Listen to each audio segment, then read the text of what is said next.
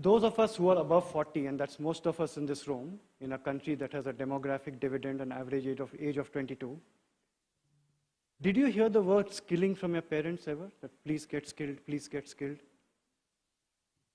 Why has it become such a big thing? What's the problem? In the last 30 years, when did we move from education to skilling? What's the difference between industry 1, 2, 3, and this 4? What is this 4 creating so much problem? Skilling, reskilling, upskilling. Anybody? Thoughts, quick thoughts? No need of mic, just tell. What's the difference between industry 4 versus 1, 2, 3?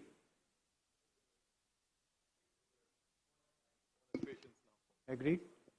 Anybody else? Things are changing. Spot on. What else?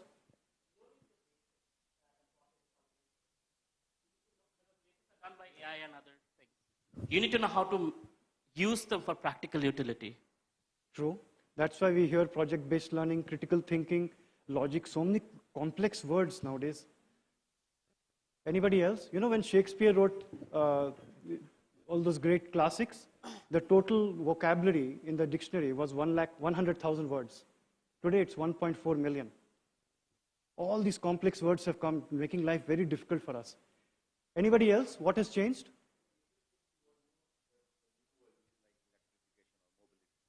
The major shift toward the new world, which is like electrification, the mobility and all that. Yeah.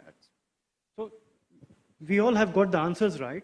See, Industry 1.0 was steam engine. Okay, steam engine has come. How did it change your life? Watch. Sit on the train and go. Then you got electricity.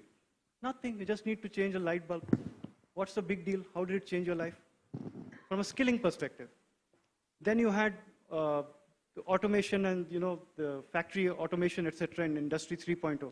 Blue collar worker job. What did you have to learn as skills? How to manage those people, that's it.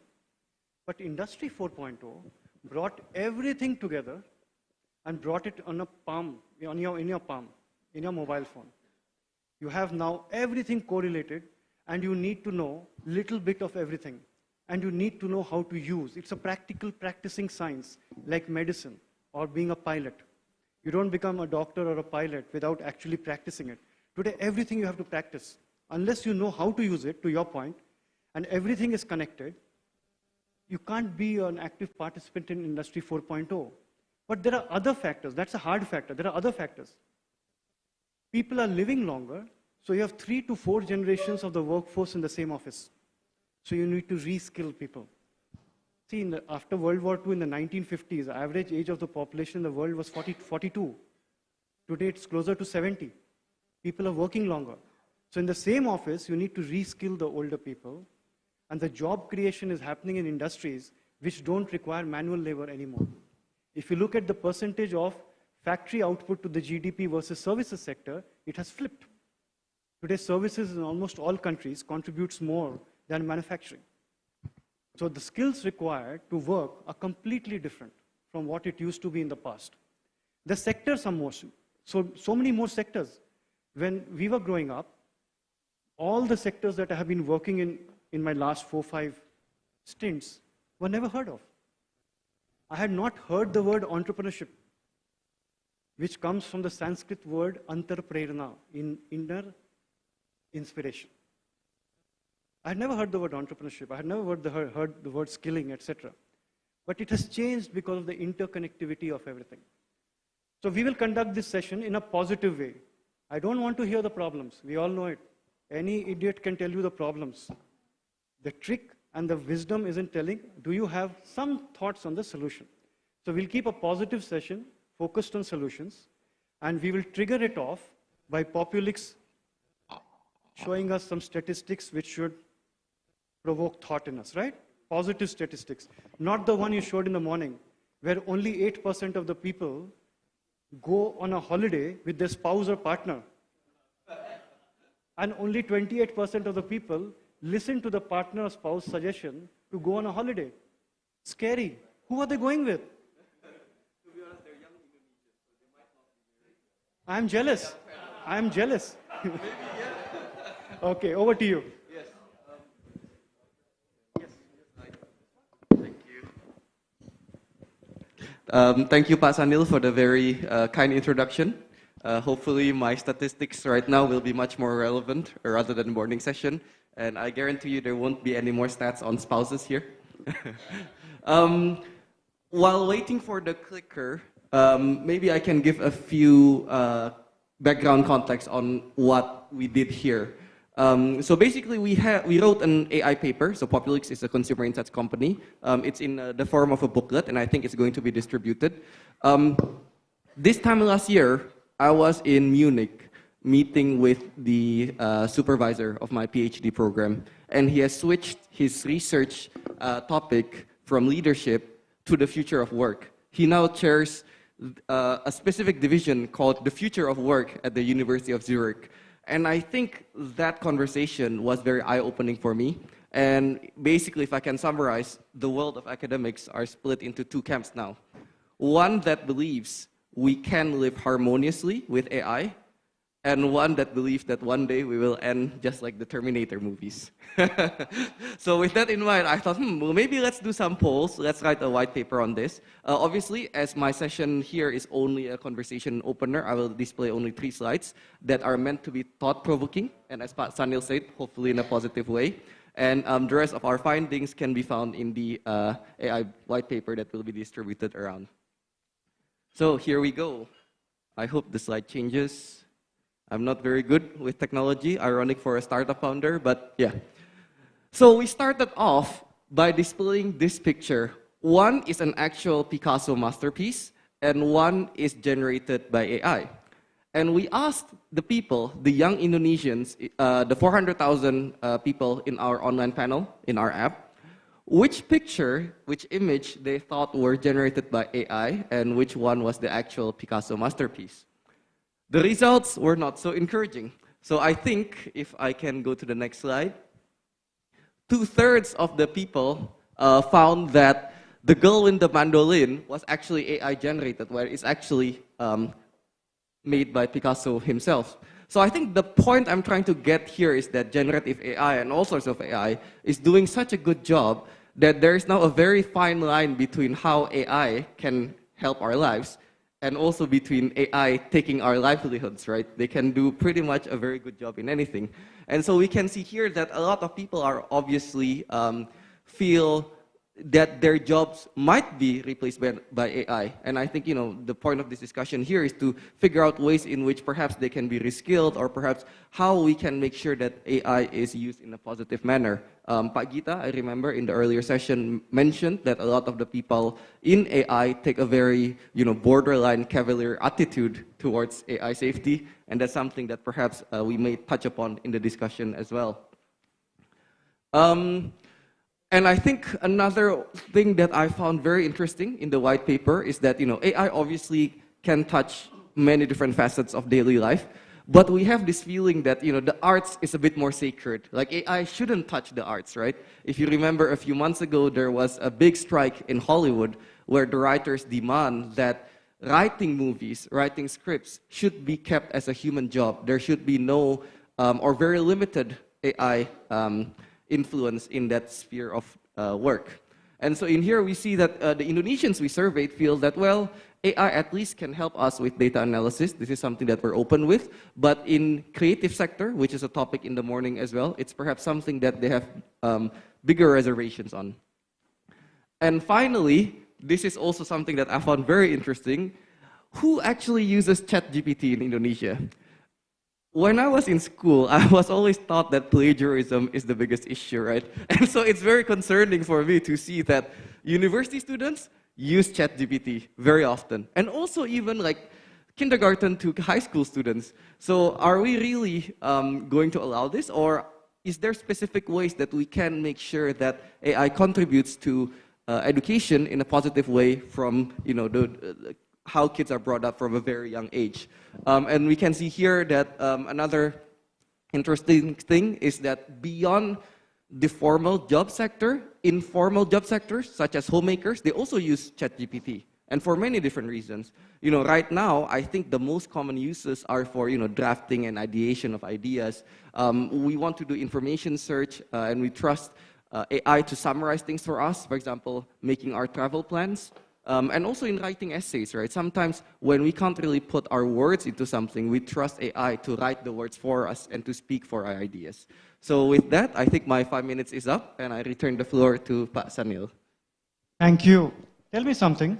Does somebody have to be a PhD to work in your company? I don't think so. I think the other 100 people Oh, you there. said Dr. Timothy and you flashed your PhD. I got a complex. I think it was printed by the organizers, Okay, unfortunately. Give you the benefit of doubt. Otherwise, I have to send you out. How many PhDs do we have in the room before I offend any more? I have an honorary one, which I don't use. Great. So we are all at the same level. Okay? When I go for these university programs, I land up in a room full of PhDs. So that becomes a bit tough on me. So taking off from what you said about AI, I will kick off a discussion and then we'll go to and fro. Feel free to either speak when I pass the mic to you, or if you want to interject and interact directly with somebody, do so as well. We'll try to focus it on a positive outcome. We'll try to focus between after school and before work. Try to keep it a little focused. Feel free to go elsewhere, but try to keep it there on entrepreneurship, on after school, before work. The university system, which is right in the middle of after school and before work, the traditional model is pretty dead. Almost every industry has been disrupted so violently, and that is the last bastion that is going to get disrupted. Why is that happening? Universities were set up as places where, and when I say university, don't think tier 1. Don't think Harvard, Stanford, Beaners, President. Think tier 2, tier 3, where the masses are.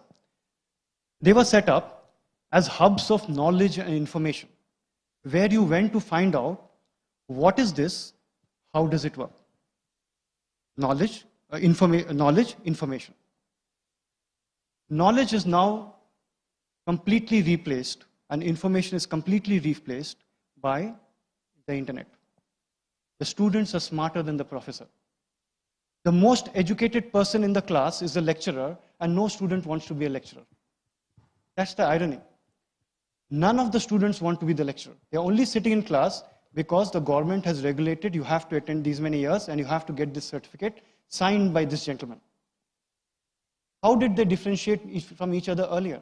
Because they were teaching from the same textbook, students were writing the same exam, getting the same certificate. It was about who is teaching and how, and not what was being taught. What I say today is that the era of technology and content is over. That's why universities have become redundant. Everybody now wants to focus on methodology and outcome. How do you teach? Is it engaging? Is it personalized? Is it customized? Is it curated? And does it give the student the desired outcome? When they pass out, if they came for a job, they should get a job. See, a very small percentage comes to do research. They are welcome to remain in university. But do they get a job? And if they came to be a job creator, an entrepreneur, do they become an entrepreneur? If these two objectives are not met, students should demand a refund. Just like if we buy a product or service and it doesn't meet our expectation, we demand a refund, right? So why don't universities give a refund? You don't get a job, get a refund. This is the era of methodology and outcome, not content and not technology. Technology is virtually free, and all content is virtually free in the world. If you want to learn, you can learn it yourself. But that is the other paradox. With all this free learning, people don't want to learn. We didn't enjoy school and college to learn. We enjoyed the companionship, the networking, and other things. For hardcore learning, very few people are self-motivated. And that's a larger problem here than it's in some other countries. Most of the learning has shifted from what and how to why and what if. So information, knowledge, why and what if is skill and competency. Skill and competency comes through either project-based learning or actually doing stuff through experiential learning, internship, working, etc. Unless colleges pivot to that model very quickly, like McKinsey says, 50% of the universities will be shut in the next 7 years, it will happen. In this restless social media driven generation, where 7-minute video is too long, making people go through 3 years, 5 years degree, and then they're not getting an outcome, not going to work. It's staring at us in the face. It's not going to work. With those thoughts, I'm going to go around the room, not in any particular order, and I would like to hear what you think is the way forward and how we can help. We don't have solutions, not in this room, but together maybe we can find some common ground. Farhad is from USAID, and so is Esther. I will start with you, if we can hear thoughts from you on this, on the university system and what we can do to help them pivot. Oh, thank you, Nalan. At USAID, we have several higher education programs here in Indonesia. We help Indonesian universities, vocational training, develop their programs, get higher level accreditation, internationally recognized accreditation, improve their degrees, make the skills that are taught more relevant for industry. And one thing that I think I see across the different programs we have, one of the key solutions in all our programs is partnerships. Partnerships with industry. And part of this is, there is a huge gap in higher education. And I'll talk a little bit about the problems, which you don't want to talk about. But some of the problems, there's a huge gap in how many people want and need to be educated. If I look at my parents' generation, it might have been 30% of the population going to college. Today, it's like my children, it's 90%. And everyone has that aspiration now. In a country like Indonesia, parents want their kids to get educated, to get a good job. And people want that. So there's a lot of need. There's a lifelong learning need. So it's not just 20-year-olds who are getting educated. It's people who have been working for 20 years, and at 50 years old, you have to learn new skills. So how do you get that? There's a huge gap in what in this higher education area. And then, almost paradoxically, what is being taught doesn't meet the needs. When I talk to our industry partners, the Traveloka, Cisco, Microsoft, AWS, they all tell me the same thing. They want to hire the top qualified people, and they're not ready for work. They don't have the real life job skills. And so they have to invest in training. And they spend a lot of money. All these companies spend a lot of money, and they have a lot of programs. I'm looking. There's Cisco's Network Academy. AWS has several programs. Apple has its academy with BINUS University. Google has a program. IBM has a program. This is all just in the tech area, right? The companies are not getting what they need. So there's a skills gap. And then if you look into the future, and it's something we sort of alluded to today, the jobs of the future are not what's being trained today. In fact, we don't even know what the jobs are of the future. I've seen some of these studies that say 65% of the jobs of tomorrow don't exist today. So we're trying to prepare people for jobs that we're just guessing. And so we have to think about this differently. And I think the key here really is building these partnerships, mostly with business, with industry, but also with government and civil society. And the partnerships are going to help the universities, the education institutions, try to develop skills that are really needed, help them with resources, because there's just not enough resources out there. And then also, maybe most importantly, try to become more adaptive and having a problem-solving approach. So when the students of tomorrow come in, you don't know what jobs they're going to be doing, but they have the skills to adapt and solve the problems of tomorrow and work in that area. So, and then I think Ferry, Pak Ferry, yeah, I think you mentioned something that really struck me, and that's the question of, you know, this isn't just about economic impact, right? We also want to train people or prepare people to be citizens, to be part of society, to be good people, right? And having that idea of social transformation as part of the education mission, I think is something that's really important and we shouldn't forget. I'll stop there. Thank you. I have some thoughts on that as well. I'll pick the last point. When we are the largest partner for Campus Merdeka. We do thousands of students across 500 universities. When we started with Campus Merdeka, the ministry insisted that even for AI and cloud, 50% of the curriculum should be non-technical, including teaching compassion, empathy, to be a good citizen, etc. So the ministry is aware of it, and they are doing that. I was very surprised. I don't see that in other countries. This partnership model also is a good point. Typically, universities are not set up to collaborate. I was speaking at your event yesterday, the HAPPY event, and I was answering a question on this. Academics are not great at networking. They are not great at going out and schmoozing and networking with people and signing up partners. Most private universities hire people from the corporate side and give them a CEO kind of title for the university, and they do this for them. Indonesian universities, tier 2 and tier 3, are yet to make that leap and accept that they need professionals from the industry to speak the industry language and partner with industry.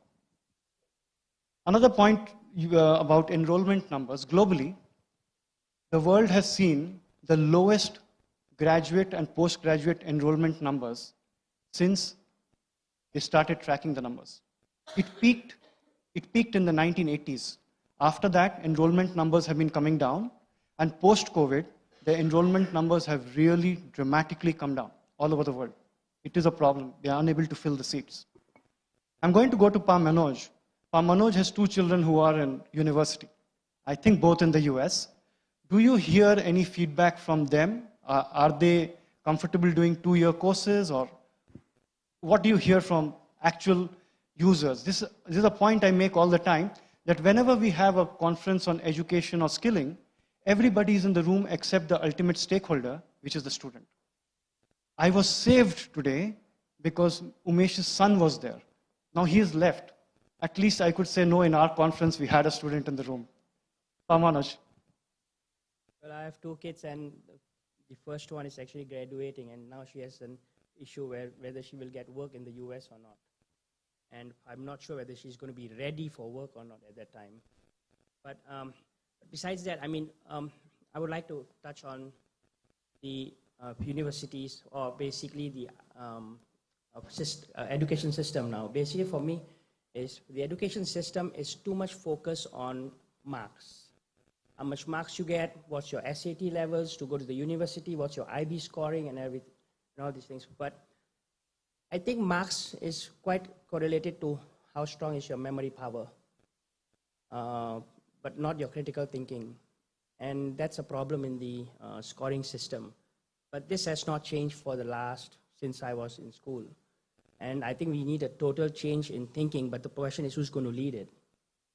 And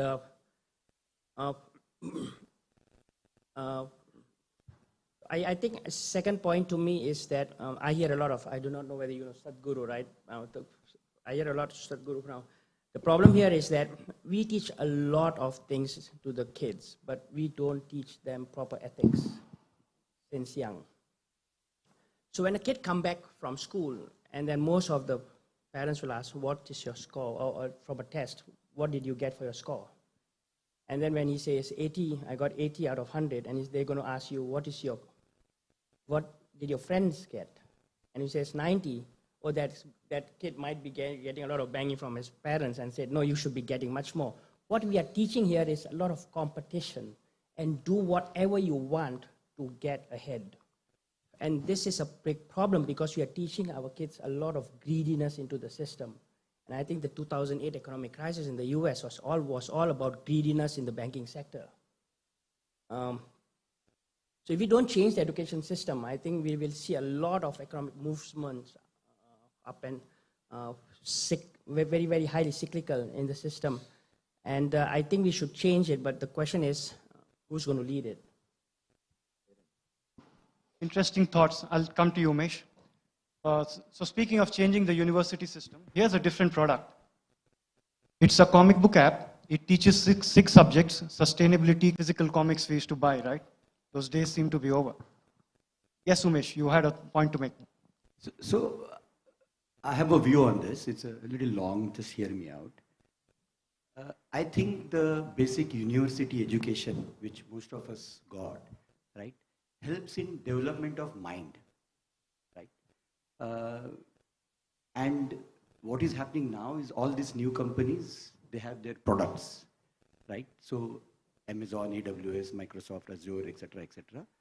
And obviously they would want a section of population to be trained on those tools or those products, which is where all the skilling programs comes into picture. I'll give you my personal example. So my daughter did the IB program, which is a very difficult program. It's very consuming.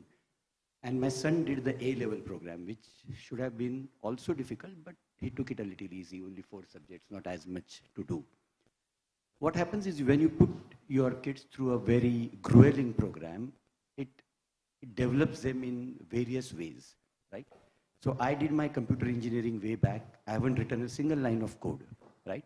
And that's what I tell people, that I would still do engineering again, because it trains your mind to understand complex concepts, difficult, basically it just makes your mind go through a lot of churn, right? So it's a mind development thing that happens.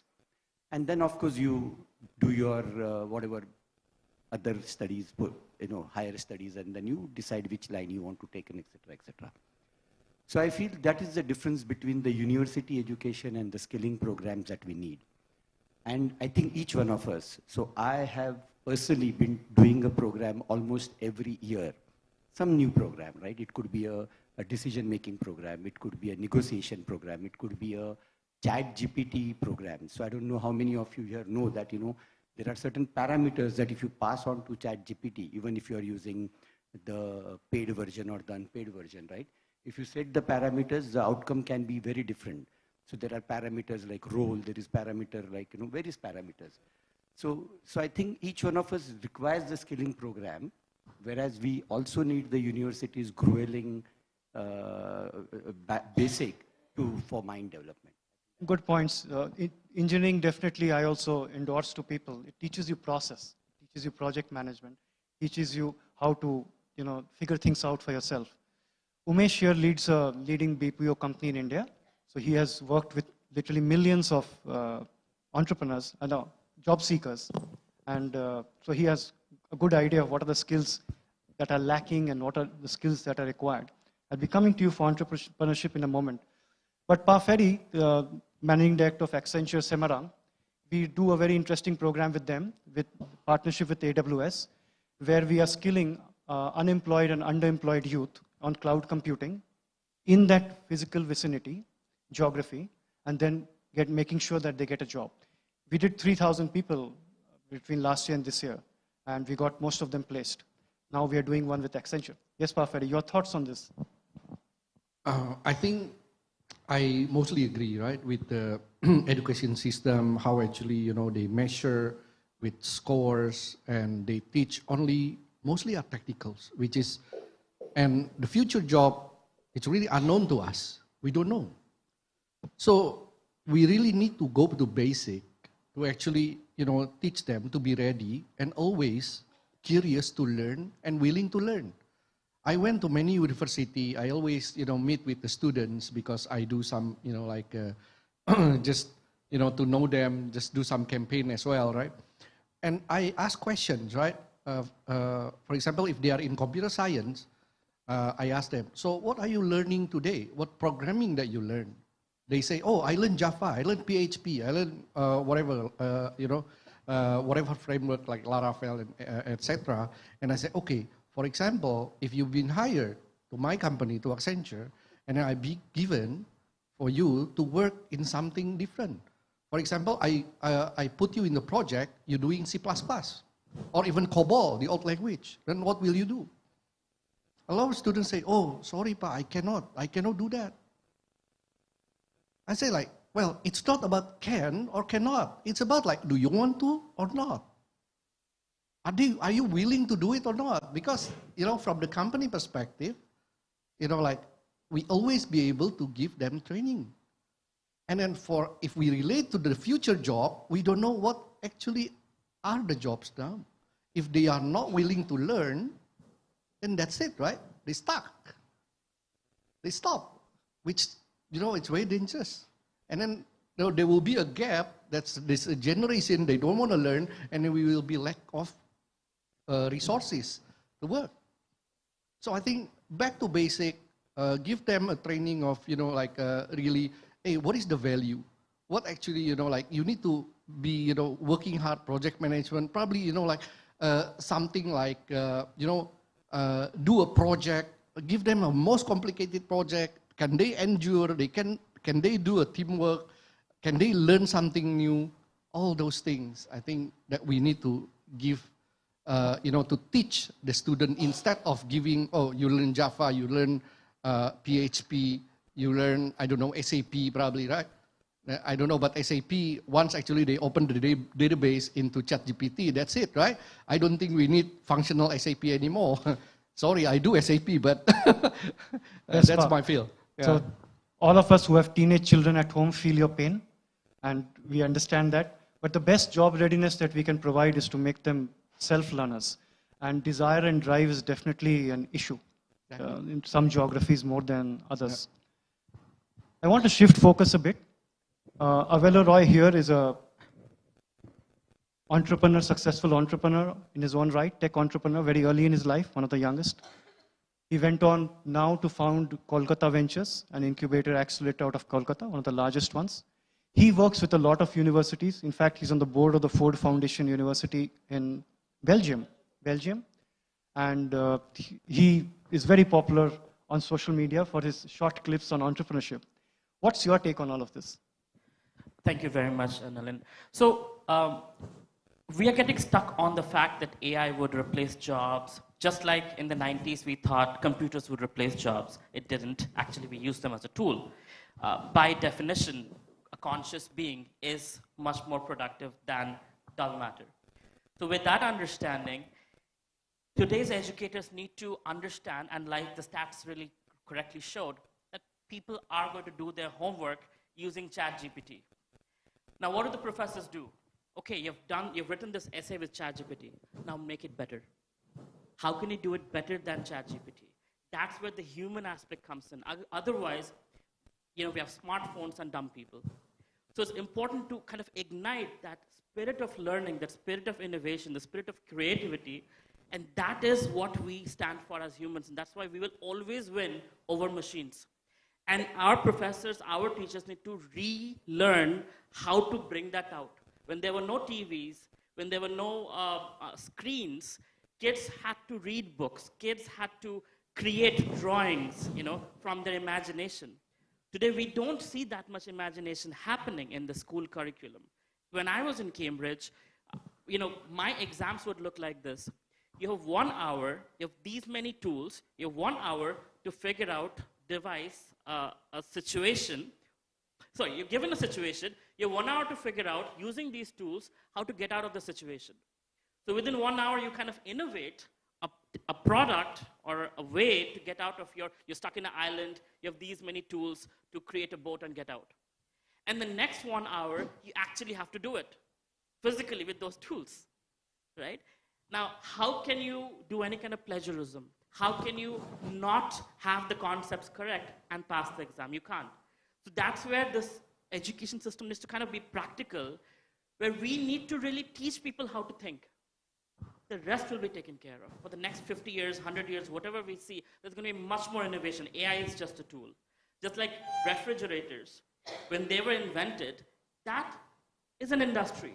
But Coca-Cola actually became a product that capitalized on that industry and grew, right? Soft drinks. So AI is a basis on which we, using our creativity, can build tools and products and services that would, enhance our lifestyles and allow people to earn a living while they sleep. How many of us think that we are overly paranoid about AI? Paranoid about AI. Okay. That's an interesting take. Thanks, Avelo, for that. I'll come back to you for entrepreneurship. Speaking of future jobs and jobs that we don't know about, some we do know about. One big area opening up is the electric vehicle area, right? And Indonesia has kind of lagged behind. It's, I think, 5 to 7 years behind India and about 20 behind China. But now it's beginning to pick up. We have a guest from India, Mr. Vinod. He leads a company that teaches EV curriculum at 750 universities of India. And his company sets up state-of-the-art center of excellence labs, EV labs, in universities, corporates, etc. And of course, Orbit has partnered with them to bring it to Indonesia. What are your thoughts? What kind of traction do you find among students for curriculum like this? Thanks, Nalin. Am I audible? Thanks, Nalinji. First of all, I would like to tell the background, why I have taken this kind of initiative. I have started a NGO called Impel Society of Innovative Engineers in 2013, through which the vision was to create a platform for the engineering graduates where they can develop something by their own, through which we launched many mobility events, so student can do something out of classroom, some type of things. So that idea was accepted by more than 300,000 of students in all over the Asia. So on the similar side, I thought, why people are so much interested of doing out of curriculum things? Because we also recognize the problem that we have at our academic system. We are teaching the same curriculum from last 30, 40 years. We are not making any kind of changes. Second thing, we are not giving any kind of training to our faculties. We are not training to the trainers. And we are not investing on the tech infra that is required for the today's world. We are, going ahead with the automation and technologies. But at the academia, we are lacking with the similar kind of opportunities for the students. If I take an example of curriculum, people are still studying about the IC engine, that they are teaching 2-stroke engines from last 30 years. Because they have only 2-stroke and 4-stroke engine box up at their college. They don't have any kind of infra or labs to teach new technologies, future job skill technologies. So my company work in the same field, and I'm very fortunate enough to having connection with more than 700 plus engineering colleges.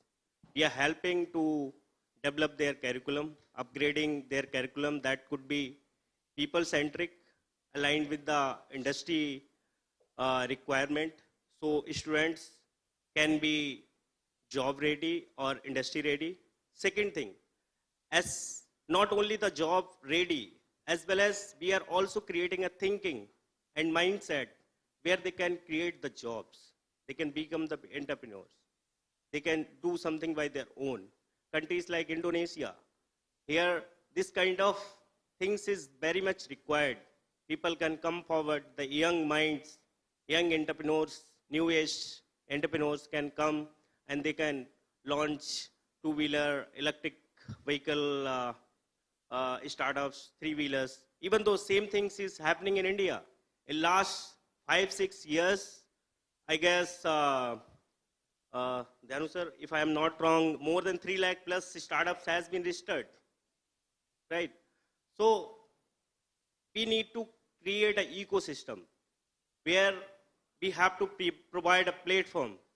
And my company like ISI India and Orbit is doing similar kind of job. And we are trying to provide a platform to the youths so they can be not only the job ready as well as they can become the job creators. Thank you. Thank you. Thank you for giving me an opening on entrepreneurship. He's a much awarded entrepreneur from India by the government of India. I want to move to Dhyanu. Dhyanu is also an entrepreneur, an investor, runs a VC fund. Do you see any particular gaps on the entrepreneurship side? And for a country where the entrepreneurship ecosystem is again 5 to 7 years behind India, is there any particular inputs you want to give that they can spur entrepreneurship in the country? So I think I remember back in 2018 or 19 when I was mentoring a company called Go Mechanic.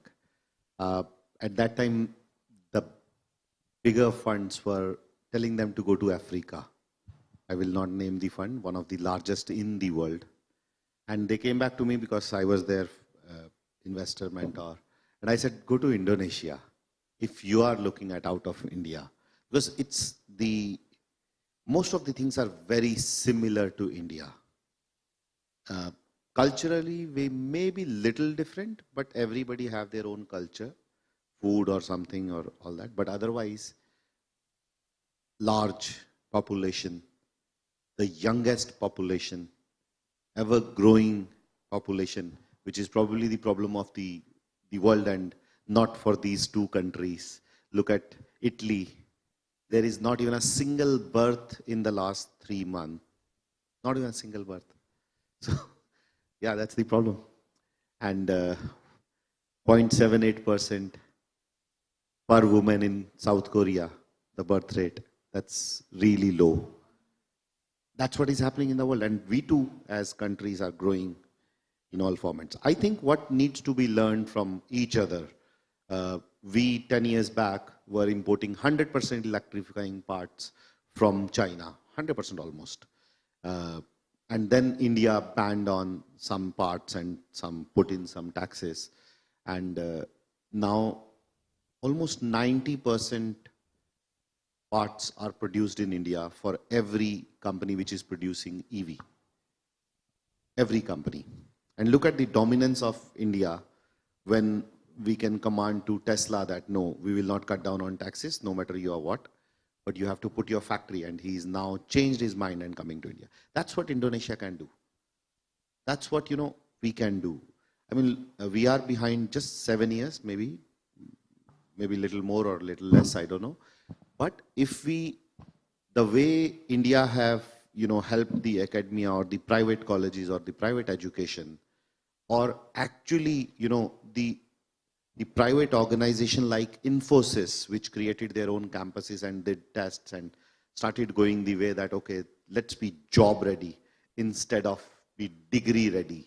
So most of the India was focusing on degree in the 80s, 90s and 2000 till 2010. And now you look at India and now, as Nalan Pa said, that lowest in education, the admissions since 1980. It is true. So India is moved from there.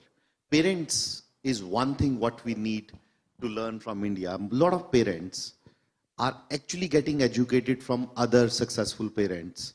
So that's what needs to be done in Indonesia. We need to put a small curriculum for the parents because that's where it will come from. Otherwise, I will be telling, let's say the student will be telling the parents, I want to do AI, and parent, what is AI? I want to get into electric scooters or electric mobility. And parents, are you mad? Every car is diesel, petrol. Why you are going to electric, there are so many problems and all that. How will you charge? Where will you charge? It's exactly like 100 years, 120 years back when horse carts to diesel engines. So I think there should be the gap should be met between the education of the parents also from the same university, maybe counseling or something like that. That needs to be done. Even in India, even in Indonesia, which can be done at the same time.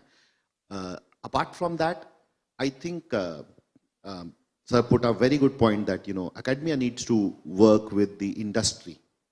And both, I think Vinod Pa and Nalin ji, both are doing the same thing. The skill development so that, the students are job ready. They are not doing their degree like Manoj Pa said that my daughter is thinking that whether she will get job or not because she was not job ready. If she was cyber security expert, she would be getting 100,000 package immediately out of college. I'm damn sure about that. If she was into some blockchain expert, she will be hired by a banking or a financial institution immediately. The minimum package is $50,000. So that's what needs to be done. India is also behind. So we can catch these things at the same time. I think that's what needs to be done at the parents level, at the government level, and at the students level. It's interesting you say that. There is definitely a social issue also, where you have to educate the parents to allow innovation, allow risk-taking, allow different channels of learning. Esther, I want to come to you. She's from USAID, and you work a lot with the government. Have you noticed a shift in the kind of conversations you have with the government on skilling, etc.? Is there a change? Is there a greater awareness and urgency? I mean, in relation to government speed. I don't expect them to be that fast, but is there a shift in their thinking? Yeah. Proven by some of the key initiatives or priorities outlined or laid out by the Ministry of Manpower, who is our main partner in supporting the vocational training center to provide more market relevant skills, as we call it, skills that will make the training participants to be ready. I think they have made a good breakthrough or shift, if you like, or transformation, how they call it. So their main focus, I can cite two of the nine breakthrough initiatives that they have laid out. First is to support the link and match. And we are all talking about how to link whatever it is that the curriculum, the training programs, the skills area currently offered by the vocational training centers to the needs or the demands of the industry. And this is all like an ongoing analysis of how to understand the demands or the requirement, as we call it, of the industry and what is the industry of today and of the future. And that's how we support them to analyze the data, the input, to bring in the input from the private sector industry to the government training center so they can, from the outset, really try to forecast or to, let's say, to predict quite accurately what is this industry needs by the time the participants finish or acquire their industry certified training or certification. So I think breakthrough has been made, but as you mentioned, government officials are in the need of sort of, what do you call that, hands-on experience to approach the industry or the companies. And the section was mentioning about the FKLPI. When they started the FKLPI, the idea was to really have a forum represented by key actors of the region, which is Kadin and Apindo, the Employers Association, to be part of a strategic building team for the BLK or the vocational training centers. However, in reality, this kind of forum only functions as to the maximum extent when there are really a passionate and committed private sector actors in it. So I think they have about maybe 50 something, or I cannot cite the right figures, but out of, I think only 20% of the forum koordinasi or forum komunikasi industri dan pelatihan, or the forum for communication between industry and vocational centers, only 20% is really functional well. if we can support them at the district level or provincial level where they have the vocational training centers and the forum, I think that will help them to really get transformation in the vocational programs. It's heartening to note that there's a change in the government's thinking, and you said committed private sector actors like Orbit. Oh, I want to move to Obert. Obert, in his past life in Microsoft, helped us get an exclusive contract from the Ministry of Education to upskill 1 million school teachers. Now, in his present avatar in AWS, he helps us train thousands of students free on AWS Restart and then get them placed in jobs through our jobs portal. What's your take? Because you've been working in the skilling sector in Indonesia for a long, long time. For me personally, everything that all the other speakers have mentioned just now really resonated with whatever I've done in my whole professional career, because Pak Nalin mentioned I was in Microsoft before I am in AWS now, but previously I was also in a university as a lecturer, and I saw there's a gap between academia and industry, and when I moved to the industry, I saw even a bigger and wider gap that I tried to figure out how we can minimize it, and it's still, I would say I'm not successful in doing so. But what we are seeing now is that people starting to shift their minds of not necessarily getting a degree. And that's probably fueled also by the fact, we've read articles where companies like AWS, Microsoft, Google, Apple gave internship to high school students in the US, not in this country, and they get paid big money. They get paid like $5,000 a month for internship for a 17-year-old student. So we're shifting to see that you don't need a 4 years degree, you don't need a bachelor's degree to get a job. You need skills, you need proper skills, and you need real life experience.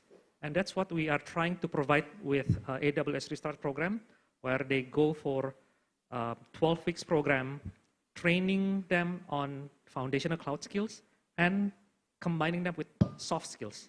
So this is very unique, very different, and for me personally, very close to my heart, because I've hardly seen any other programs combining the soft skill part. So this is a very different take, and like what everybody else said, we still need to educate everyone else, the market, the industry, on taking people with foundational skills that can help them to grow in the company. Meaning, the company will grow when they hire entry-level people, because they tend to stay longer compared to those who are professional hire. Usually, depending on who offers bigger pay, they will jump ship immediately. They just wait for their sign-on bonus to finish, then they jump. But usually for those who start building their career there, building the company together, they will stay longer. And that's what we need to educate the market further. So it's a work in progress. I would hope to say it's becoming a disruption. I don't think it's up to that level yet, but we are slowly making progress. Because right now in Indonesia, like what Pak Nalin said, Orbit alone has trained, by this year, it should be around 1,800 people. And throughout Asia Pacific, we are training about, we will hopefully close the year with 8,200 people trained throughout Asia Pacific, from India all the way to New Zealand. So there's quite a shift. It's not yet up in the millions or hundreds of thousands, but we are slowly getting there with the support of USAID and other partners. We are making, I don't know if we can call it like a startup or like a movement or an initiative, but this is what we see hopefully can make a change in the world. So we are the only partners for AWS Restart in Indonesia. Right now, yes. Across your 240 plus partners, we run the largest cohorts, if I'm not mistaken. Correct. So Orbit Future Academy right now is, during the last 20 months, 21 months, 22 months, is training close to 1,800, more or less 1,800 people, and that's the single largest collaborating organization that delivered training 1,800 people in such short period of time, and placing quite a good number of them, close to 40-ish%, I can't remember the exact number, 40-ish, somewhere between 40 to 50%. So that's a good number, and we're expecting to expand more, meaning we want to get more people placed in jobs, not necessarily being trained, because everybody's been telling there's a lot of trainings happening and available for free, but how do we bring these people with the soft skills? Because that's what really difficult, honestly. Like you said, Pa, yes, we all have teenagers in our house. I don't have any problems teaching them, mathematics, English, science, but teaching them attitude, oh my God. I'm grateful. My wife is a full-time homemaker, and she takes care most of the time. It's only me taking care, like, not even an hour a day, and I'm up to this every evening. All people with teenage children at home, sitting and whining here. Attitude, not bad. That's a good thought. We took the AWS Restart program, worked with IEF, and through ASEAN Secretariat, we created an ASEAN Digital Challenge program. The Ministry of Foreign Affairs, ASEAN Secretariat, Ministry of Youth Affairs, ASEAN University Network have all endorsed it. And now we are taking it out to the 10 countries of ASEAN to 1 million youth. That's a program that's just being rolled out. It's called ASEAN Youth for Digital Action. We have a lot of programs with some very interesting acronyms. Sometimes I lose track of them. But let's move to a different segment. You have lived most of your life in the US and worked in technology companies. Now you are an investor. You're back at home in Bangalore. What do you make out of all this? I believe it's your first trip to Indonesia. So 2 nights in, what is your 2 cents on this? You have a mic right behind you. Thanks, Nathan. Indonesia is very young, just like India, the population. So the opportunity and the threat are very high. One thing that, I want to make 2 points. One, you've spoken a lot about content and, YouTube being like the free biggest university in the world, you can get anything there. 2 years back, I worked with a company to develop a platform to train people in the IVF space. So you don't have IVF doctors, but you have, gynecologists, andrologists who have been there, take up IVF. And we thought, these are seasoned professionals, and, it's easy to build content for them. And these are the people who are very focused and, not like short attention span like people today. Luckily, we did a survey before we started creating content, and it was shocking for us to find out that even the doctors, right, who you think have spent a lot of time, studying, we found that the highest amount of time that they would spend on online content to study something was 22 minutes. And we had planned a typical, training a doctor over 6 hours and, in 1 hour sessions and stuff like that. So we had to change the content to between 15 and 20 minutes. So astonishing that even doctors are, doing that. So the focus changed from content to content delivery. And content delivery just not like, okay, here's how you educate, here's how you can give skills. It's like, how do you gamify? How do you make it more interesting even for trained people to learn skills? So I think for people who are trying to develop, content and trying to skill, I think content delivery is also very important. Now, in terms of my experience from US to India, I think the university connect with the business or the corporations is very strong. I did some work with Texas Instruments when I was studying in the US, and then I landed up working for them. So that is a very strong bond between academia and the industry. And the professors there have figured out that their funding, if they do a good job and they have a good connect, they can go on endlessly doing the research and getting funded while also providing good talent to the industry. And I think that is something that needs to be replicated. I mean, I've worked with quite a few universities in India. They don't get it. Hopefully in Indonesia, you're able to do that. Try it. Right? Come and Make try it, make it mandatory for students to have 1 semester of internship. I think that is one of the ways you can bridge the gap. Yeah. So Indonesia, a lot of good things have happened in the higher education sector. A lot of good things.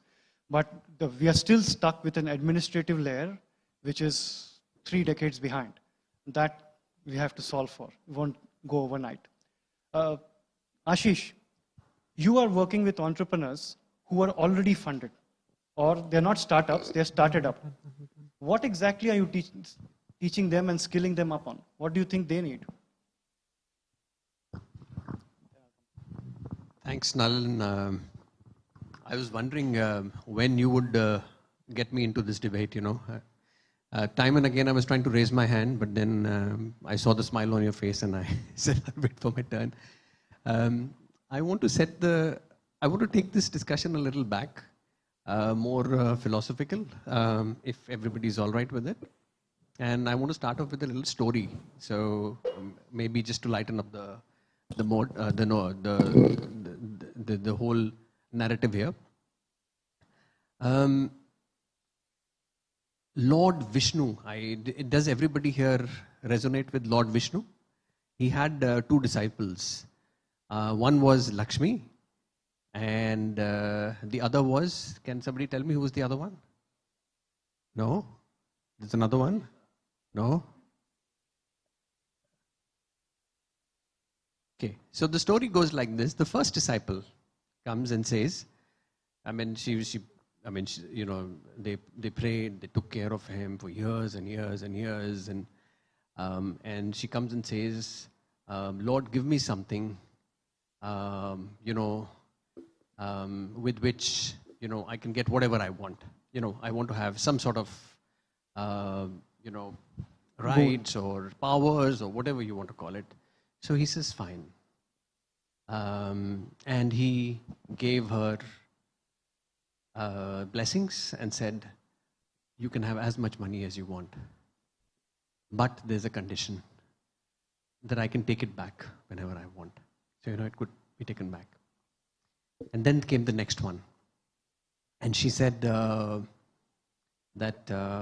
Lord, give me something with which I can use to help others, and I can also develop myself, and so on and so forth. So he says, okay, let me give you something that you can have forever. The difference between the two, and this is the point I was trying, it's a very simple point that I'm making, is the first one was money. Money you can have, you can earn, but you can lose it. Skill, once you get a skill, you can never lose it. You can only develop it further, you can enhance it. Now, coming back to the skills we've been discussing for some time here, and I think the discussion has more on been modern skills, right? We've been discussing modern skills. In the morning, we had sessions that we discussed creative economy. Now, if we were to apply, you know, some of the chat GPTs of the world, the generative AIs of the world, to develop some of the traditional skills that are already existing within us. See, a handicraft or a plumber or a carpenter, you know, these are skills, and these are skills that we all need. And they add a substantial amount to our economies. I mean, just the creative economy worldwide is anything between 7 to 10%. It would possibly grow if, you know, if you start using technology and digitization and digital transformation and all of these principles around that to maybe 14%, 15%. Now, what we've got to realize is that there has to be a balance between the new technologies that are there and the traditional technologies that we've had forever. You know, these have been passed on from generation to generation, succession, you know, it's been passed from the father to the son to whatever.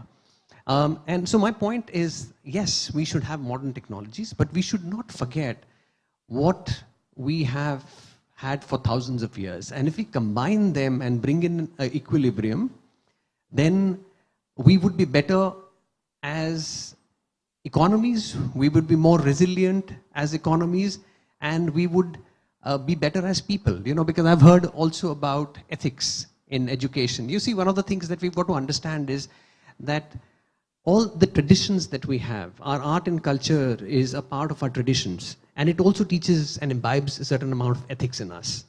And that's the small little point that I was trying to make, just to set the narrative. Now, the question that Nalin asked me,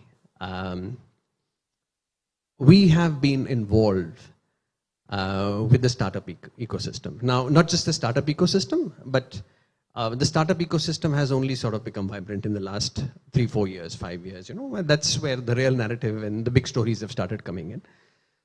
We've been involved in taking tech companies to the markets that are unstructured, unwarranted, fragmented.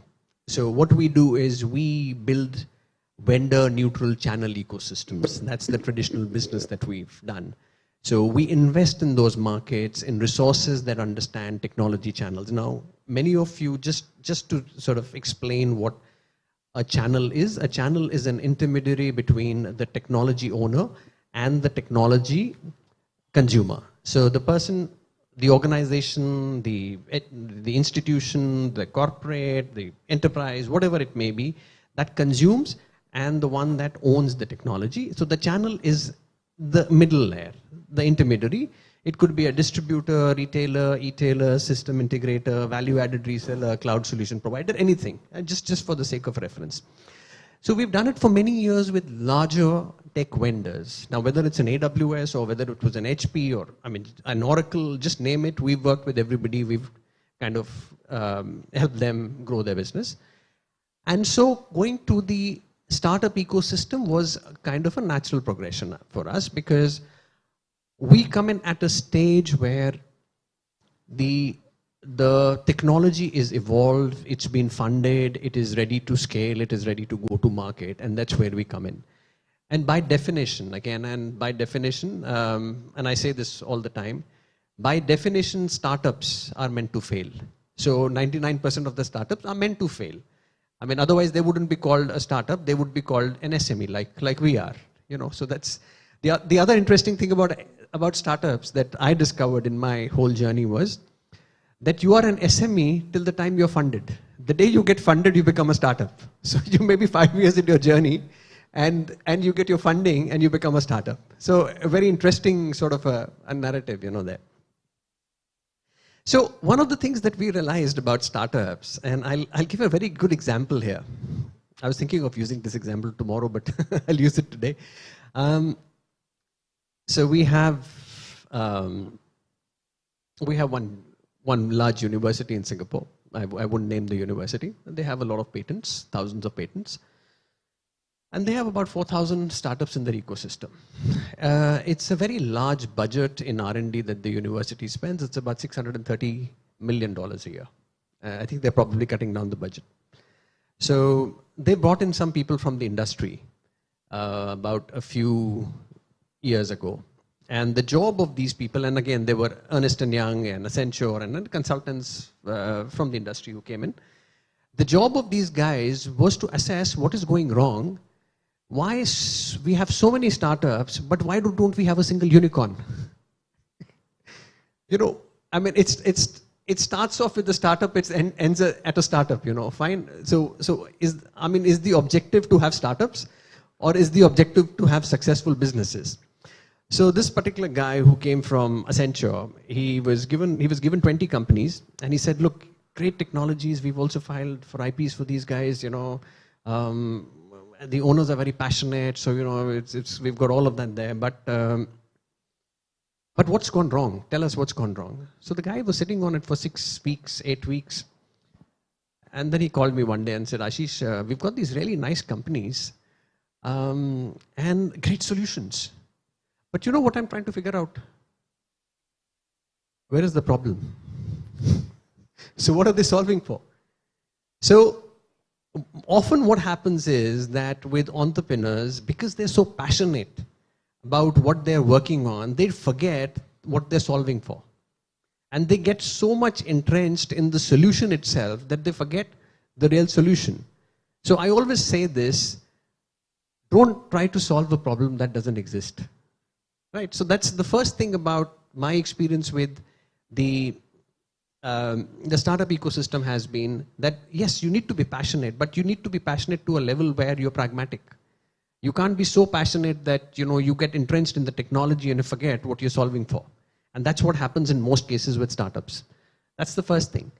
The second thing is, well, I've got another story that I want to say, but I think it'll go very long-winded, so I'll cut the chase and come to the point. There is always the right time and the right place. So you have, and sometimes you get lucky, sometimes it's analytics, I mean, you decide that, you're on the right time, and what comes first and what is right, one doesn't know. But, none of us thought that Facebook would be where Facebook is. I mean, nobody had anticipated. Nobody had anticipated that Orkut would fail. I mean, they came much before Facebook.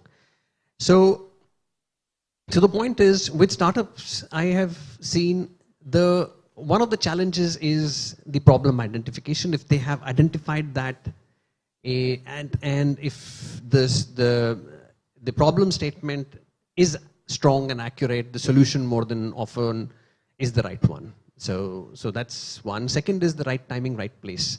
You could have the best solution. Yeah, the timing is essentially wrong. Maybe 5 years later, you'd be successful doing that. These are, few facts that we sort of see more than often. The third one is that, somewhere in the journey of putting the technology together and getting it funded, they lose the real focus that, they have to go to the market. End of the day, the investors are not investing just for the sake of investing, but the technology has to also go to the market.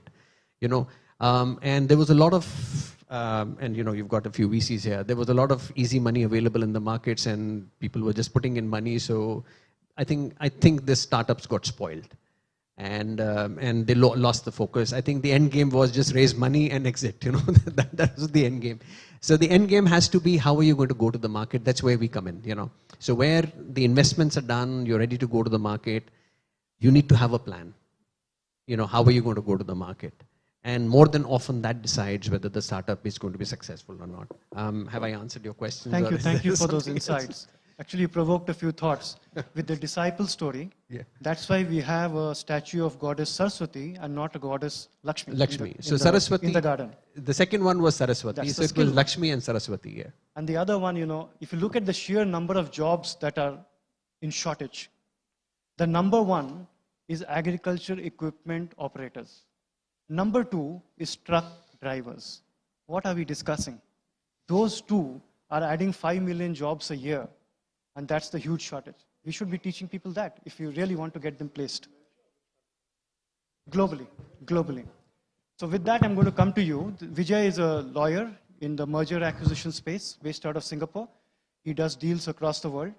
He's just come off Horace's India meet in Adelaide, which I couldn't go to, though I was on the panel. And I want to hear from you if there is equal discussion in those forums on the skilling, talent, or you just discuss money and come back.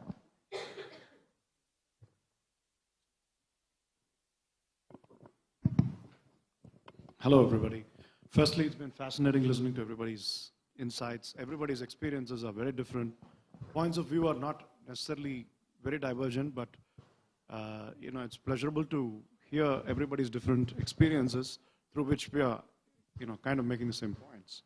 But why I'm saying that at the outset is, it's not like my points are going to be divergently different from anybody else's, but it's more about sharing my experience and the way things have played out for me. So I'll come to your Horace's question in the second part of my response, if that's okay, Nalan. So as Nalan mentioned, I'm a corporate lawyer. So I advise on M&A private equity deals. I started my career about 25, 26 years ago. And when I started my career, it was an entirely different business. There was no internet. There was no email. So I started my career at one of the largest law firms and most successful law firms in India then. And believe it or not, when I walked in the first day, I got the shock of my life because what I was prepared for and what I saw were completely different. There were way more stenographers and secretaries than lawyers in that firm. There was it was like a shop floor full of stenographers with, what do they call those computers? A3, A6, whatever it was called. And there was an array of dot matrix printers. So it actually used to sound like a factory floor because those of you that remember the dot matrix printers era, we had about 100 of them on that shop floor, as I call it. So it used to be quite a racket. There used to be more noise made than work done in terms of how it used to function. And if you had the pleasure of working on, an IPO, for example, those were the early to mid 90s when I graduated and started working. Those were the early days of liberalization in India. So we had some great stuff that was happening, working on, GDR deals. So you have offer documents, which are like 250, 300 pages long. And the way we used to do that was we used to mark it up with pencils and fax it back. And it was, the fax operators obviously wouldn't stay back to do it because, they had to leave at whatever time they had to leave. So it was up to us junior lawyers the most exciting part of our job was sending out a 250-page fax, which was mind-numbing to say the least. Now, why am I sharing this example is because barely 3.5, 4 years later, when I moved to my second job, by then, the industry had already made a dramatic shift, right? No dot matrix printers in sight. Everybody had the, latest, laser jet printers. Maybe they cost a lot of money, but all the good law firms had them. Everybody was transacting businesses through email. And so I guess where I'm going with this, story is, from my experience as a lawyer, is that this whole debate around ChatGPT and generative AI and whether it's going to kill the jobs, we have that discussion all the time in our firm as well and in our profession. There are lots of articles written by people taking each of those sides. I'm on the side that believes that some walls will come crashing down like a ton of bricks. Some walls will stay impregnable forever. And some, like generative AI, I put in that category, will be, instances of walls coming down and being replaced with electronic walls, which are, much nicer to look at and, look very non-threatening, but could be as effective or maybe more effective on certain things. So I think in every profession, the whole skilling debate has to focus on this, that a progress in technology is not a setback to the workforce. It's more a call to the workforce to say, let's use the options available more sensibly and move up the value chain. So obviously that's going to mean that all of us as professionals are going to figure out, and the needs are going to be different for each of the industries, but the messaging is the same. Technology doesn't have to threaten you if you're able to see what it can do and what it cannot do, and equip yourself by skilling yourself with the appropriate levels of knowledge. So that's one. The second point I wanted to make is more of a philosophical or a mindset point.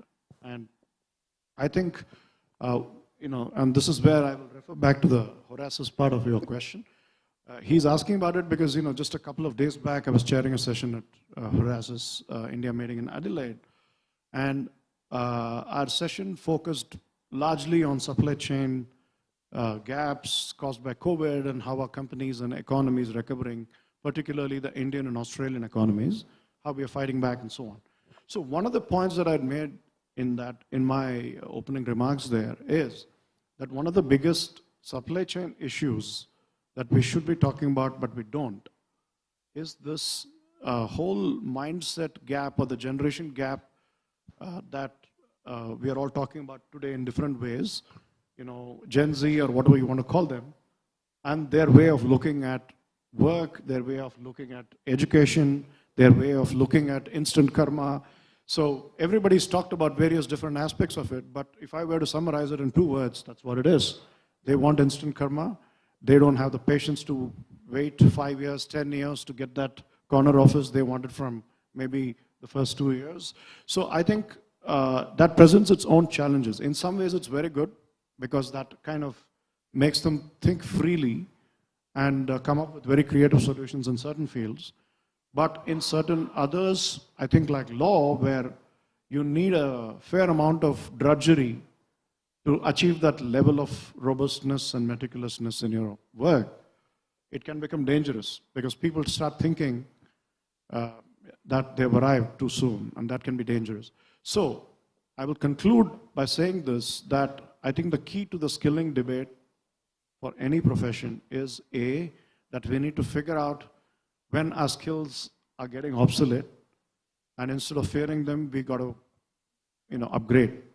And upgrade is like a patch in computer terms. It's not the whole software to be replaced. You need to put on a patch and move on. Secondly, the mindset that has to be, somebody mentioned the ethical aspect and how the education system is missing. I kind of agree with that. I think there's a gap in communicating the ethical aspects in education. There's a gap in communicating the importance of a good work ethic. And there's also a gap in communicating, in some ways, what is in store with respect to the profession. So I think the skilling part should also focus on all these softer issues as well. Thanks, Vijay. Well said. You know, those dot matrix printers, for some reason, when you go to the airport and you are about to board a flight, when they print the passenger manifest, it's still dot matrix printers in such a modern industry. I think we are at the end of the session. I'll hand to Sachin to give a 2-minute quick summary because he's lived here so long. He has very good insights and perspective as well. But there was some talk about passion. I believe human beings and companies go through the same cycle. I have a disdain for passion. Passion only produces babies. I think we all go through the cycle of starting with passion, finding a purpose, and ultimately seeking identity. Most of us at the stage where we are trying to seek identity for ourselves, social recognition, identity in the family, etc. Passion, then purpose, then identity.